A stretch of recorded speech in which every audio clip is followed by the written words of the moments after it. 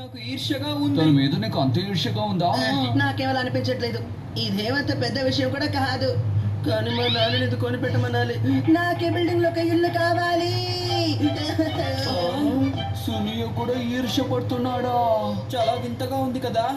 అమ్మా, మనం ఒక కొత్త అపార్ట్మెంట్స్ కొనుక్కుని అక్కడికి వెళ్ళిపోదామా? చెప్పినంత తేలికేం కాదు. అపార్ట్మెంట్ ఖరీదెంతో నీకేమైనా తెలుసా నోబితా? నన్ను అడిగితే తోట ఉన్న ఇంట్లో ఉంటే చాలా బాగుంటుంది. ఎందుకు? నేల మీద ఉంటేనే మనిషికి అన్ని విధాలా సౌకర్యంగా ఉంటుంది, ఆరోగ్యంగా ఉంటుంది.